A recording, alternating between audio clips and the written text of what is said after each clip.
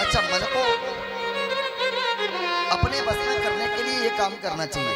सुखदेव जी महाराज कह रहे हैं सबसे पहले जितासनो, क्या करना चाहिए? आसन को जीतना चाहिए।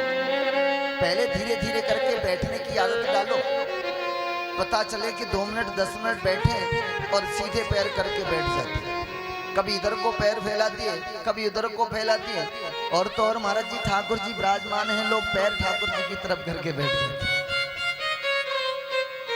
तो हम लोगों को ये आदत डालना चाहिए, कम से कम ठाकुर जी की तरफ तो पैर न करें। आदत डालें, जितासनो, आसन पर डालें।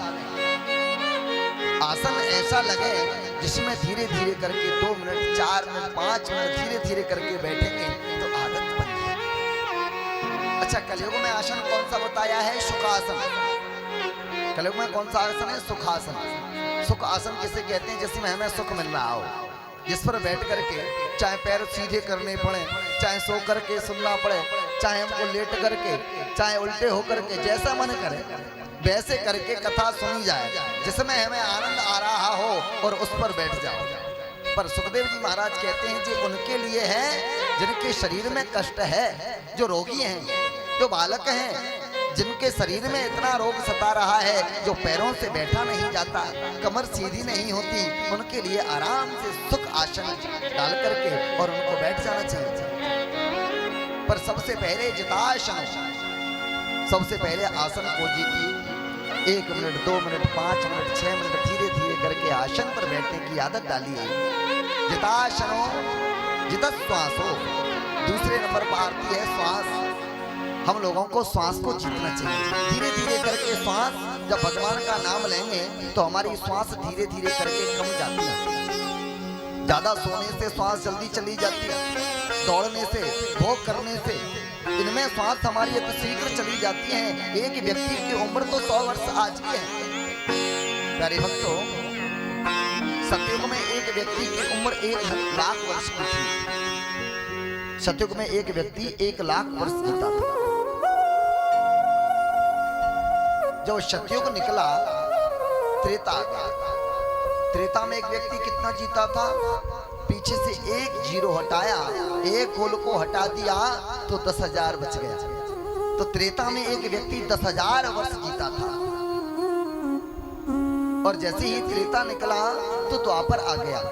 द्वापर में से भी 1 गोल को हटा दिया तो एक व्यक्ति की उम्र रह गई 1000 वर्ष। द्वापर में एक व्यक्ति 1000 वर्ष जीता था और जैसे ही द्वापर निकला, कलयुग आ गया तो 1 गोल को फिर हटा दिया। कितना रह गया? 100। आज भी 100 वर्ष के व्यक्ति यहाँ पर हैं, हमको देखने को मिलते हैं जिनकी उम्र 100 वर्ष की है। पर प्यारे भक्तों, हम और आप चलते फिरते संसार में भोग विलास करते हुए अपनी 100 वर्ष को पूर्ण नहीं कर पाते। 100 वर्ष को पूर्ण वही कर पाते हैं जो स्वयं साक्षात गोविंद का भजन करते हैं, परमात्मा का भजन करने के लिए विराजमान हो जाते हैं। तो जितत श्वासो, श्वासों को जीतिए। श्वासों पर जिसने काबू पा लिया, राजा परीक्षित मान लीजिए कि उसका मन लग जाता है। जितासनो जितश्वासो जितसंगो जितेंद्रिय। तीसरे नंबर पर आता है संग।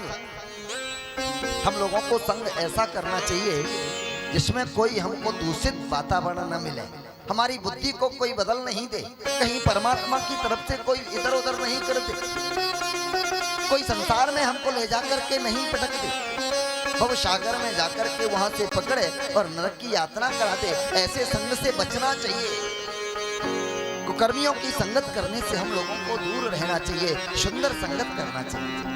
संतों की, भक्तों की सत्संग में हमको आनंद लेना चाहिए। जितासनो जितसंगो जितश्वासो जितेंद्रिय। चौथा नंबर आता है इंद्रियों का। महाराज, ये इंद्रियां कैसे जीती जाएंगी? क्योंकि ज्ञानेंद्रियां और कर्मेंद्रियां 10 हैं। अच्छा, ज्ञानेंद्रियां क्या चाहती हैं? नेत्र चाहते हैं कि सुंदर देखने को मिले, यही चाहते हैं। कान चाहते हैं कि सुंदर सुनने को मिले। अच्छा, कान और नाक चाहती है सुंदर सूंघने के लिए मिले, सुंदर गंध इत्यादि हमको आनंद के साथ मिले। कोई चंदन की खुशबू आ रही हो, कहीं से मोंगरे की आ रही हो, कहीं से गुलाब की इत्र की खुशबू आ रही हो, तो उसको हम बार बार आनंद लेते रहें। पर प्यारे भक्तों, जैसे तैसे करके इनसे तो समय निकल जाता है। जब जिह्वा पर नंबर आता है तो वो कंट्रोल में नहीं होती। जैसे ही रसगुल्ला दिखता है जिह्वा पर पानी आ जाता है। ये किसी के काबू में नहीं है। इसलिए कहते हैं कि ज्ञानेंद्रियां और कर्मेंद्रियों को अपने बस में रखिए। नेत्र अच्छा चाहते हैं तो बुरा कौन देखेगा? कान अगर अच्छा सुनेंगे तो बुरा कौन सुनेगा? गंध और दुर्गंध दोनों सहन करने की शक्ति होना चाहिए। अगर हम लोग अच्छा खाना पसंद करते हैं तो भैया कुछ फीका भी मिल जाए तो उसको कौन खाएगा? प्यारे भक्तों, सब कुछ सहन करने की हम लोगों को आवश्यकता है। इसलिए हम लोगों के अंदर ऐसी सामर्थ्य हो कि हम सब कुछ सहन कर सकें। जितसंगो जितेंद्रिय, इंद्रियों का जिसने जीत लिया, ये सूरे भगवतो रूप मन संधारे दिया। जिसने इन पर काबू पा लिया, मान लो कि साक्षात परमात्मा उसके हृदय में आकर के विराजमान हो जाते हैं और उसका मन काबू में आ जाता है। चंद्र सुंदरी जी महाराज ने आज राजा परीक्षित से कहा, राजन, भगवान के